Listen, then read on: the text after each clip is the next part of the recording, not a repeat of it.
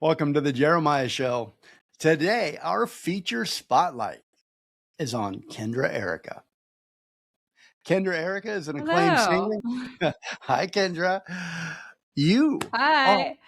a singer. Continue with your warm welcome. Continue, I've got it. continue. Yeah, I got one. I was going to say you're just an amazing singer, songwriter, and actress. She's also a free spirit who has aligned her career with the wind to carry her to crazy heights of success, including the top of the Billboard charts a dizzying 5 times.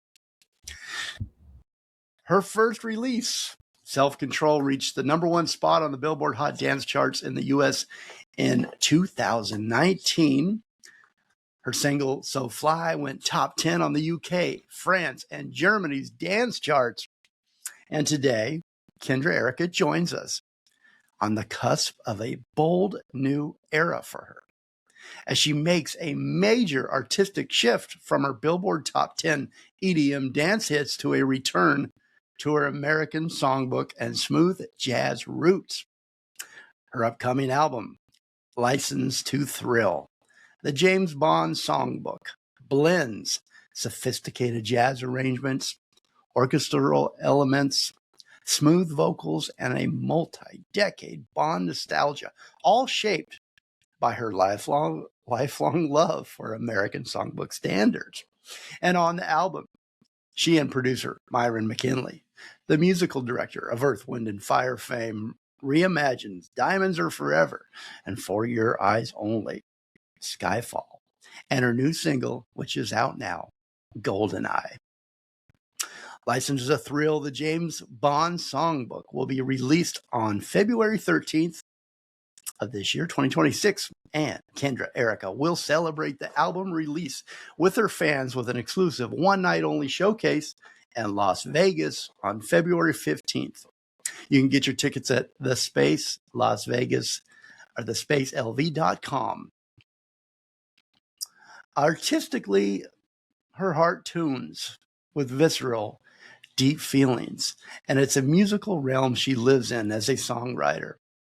It's where she feels most creatively alive. And officially now, welcome, Kendra.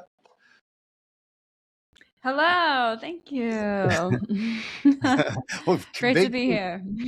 Yeah, great to see you. Congratulations on the new album, License to Thrill, the James Bond songbook. Thank And you.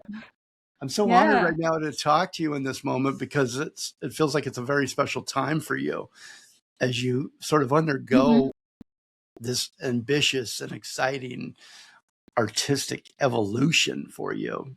So thanks for being here at this time. Thank you. Yeah, it's a rebirth, it's a reintroduction, and it's something that I'm a lot of just more so like a reintroduction and rebirth. Do you feel like a butterfly right now? Not that you know what a butterfly feels like, but you're kind of transitioning a little bit with a new album, right? Yeah.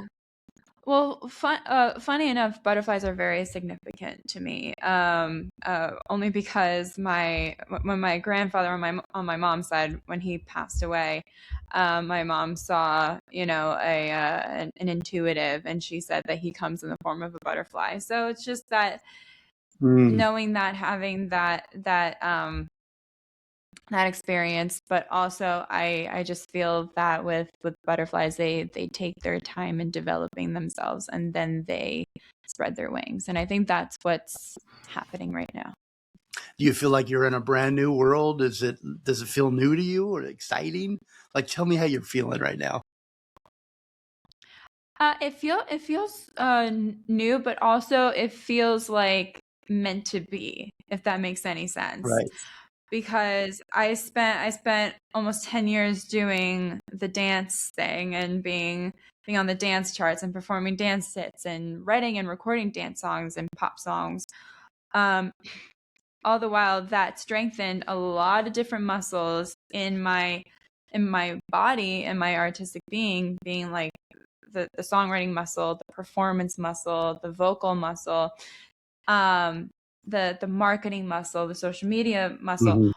So it strengthened a lot of those muscles in my body, but now I want to apply all that I cultivated in my roots and what I started out with, and what I'm traditionally made up of, which is the classics, the opera, the Broadway, the legitimate, and now the cinematic classics like Bond.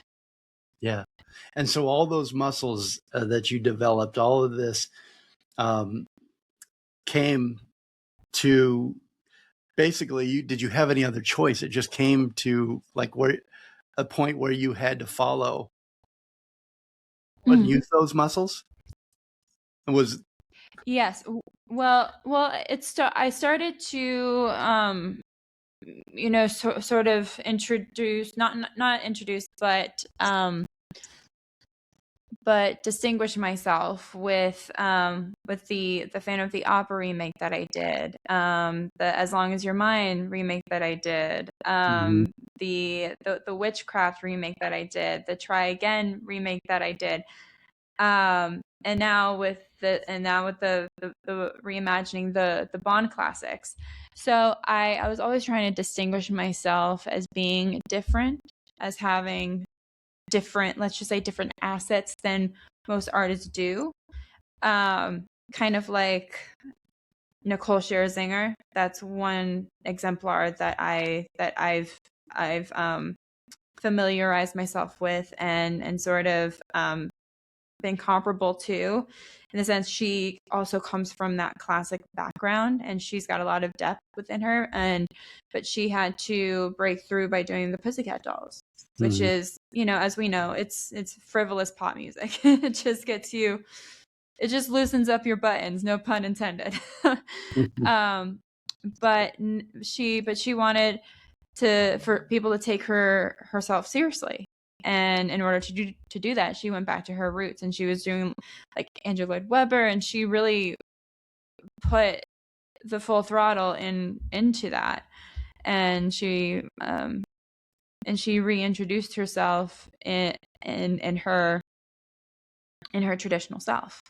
And so it's the same for me, because I think showing capability now is going to be the new cool. It's not all about the surface level anymore. Like we have to really dig deep. And what makes you think that and predict that? Where does that come? Well, I think, I don't know. I don't want to be someone that has a crystal ball or anything like that. But I will say, just like with AI, there's going to come a time where people are going to actually want like human connection and human ability. And they're going to want something that is more visceral and more authentic. And I've been seeing that a lot with the course of the music industry too. Because there are other elements that have contributed to this as well. But especially when it comes to the award shows, like the Grammys, like the Golden Globes, like the Emmys, like the Oscars, the viewing level has just been going down and down and down year after year. And it's only because I think the mainstream is too mainstream. They're going just with the current, and they're not trying anything different. And they're not going outside of the box. And I think people are starting to get tired of it, and it's starting to wear on their souls and their spirits, because what is music supposed to be? It's supposed to hit those integral chakras, and it's not supposed to keep you dumbed down, or I'll do you one even better. It's not supposed to trigger your fear and your propaganda, chakra either. So I think people are calling out what they're yearning for, and I think, and I can only see the industry responding to that. Probably not as proactive as someone like me is, but I'm on a different pace. So Well, I agree with that. I think that it's a very perceptive. Do you feel like we've hit rock bottom? Because I think we all need something right now, right? For if it's music, if it's film, if it's just life and experiences, it does feel like we've lost yeah, that soul. I hope this is rock bottom, and I hope we're going back up. yeah. I hope I hope your crystal ball is working. Well, I would hope that the rock would be like a diamond, and then I could be like, hold one up and then caress it. But I just and also speaking in terms of the whole Vegas layout right now in Vegas climate. I was just having a conversation with two ladies at the bar last night, and I said, well, Vegas tried to target like the Gen Z audience, and they tried to Miami-fy Vegas by bringing in all these like cool and hip TikTok whatever DJs. But the problem is that the Gen Z generation, they don't have the money. They don't have the money. It's either they tag along to some sugar daddy that their girlfriend is, connected with on OnlyFans, but but they don't have the money to pour into it, and the liquor sales in the clubs are down because no one is purchasing bottles anymore. No one's purchasing any liquor now. Is that really a problem health-wise? Not so much, because we shouldn't really be drinking excessively. But still, when you come to Vegas, the classic Vegas sentiment is to enjoy a liquid beverage, or two, or three, or four, or five.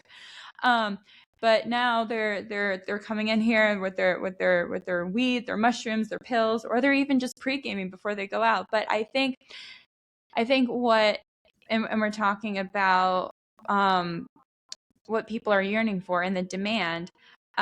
Sometimes, especially, and I've been on many cruises, but when, like speaking nautically, when the ship goes so far this way, you kind of have to turn the steering wheel so far the other way for it to get back on track. Yeah. And I've been seeing that, and the demand right now for Vegas is bringing back that quality sense. So you're targeting the generations. Yes, targeting the generations that actually do have the money to pour back into Las Vegas, because Las Vegas is a capitalistic city. And is that a lot of pressure on you? Do you feel that pressure? Do you welcome that challenge? You're bringing back the songbook, the American songbook, the Frank Sinatra's, the class and the feel of the original Vegas, the way it was intended to be, that club atmosphere, that music, that swagger, that swoon. That's just like Bond. I'm running towards it. I don't like, if I feel the pressure, I run towards it. And also, it's not so much of a challenge to me, because, like I said, that's my traditional self. Yeah, it's meant for you right now. This is your time. Well, I've read how you regard life as a series of arrivals. I love that. And what are your hopes with this album and with this era, this time for you? What are your hopes for this arrival? I'm hoping for that resurgence of what we just talked about. Bringing back that sense of escapism into entertainment, imagination, also the sense of feeling like you have to level up, have higher standards. Also, vocally speaking, it's something that I am very much looking forward to tossling with, and growing and evolving from. We're with Kendra Erika. We're going to go to break right now. We'll be right back. We're going to listen to I'm Nice Till I'm Not by Kendra Erika. We'll be right back.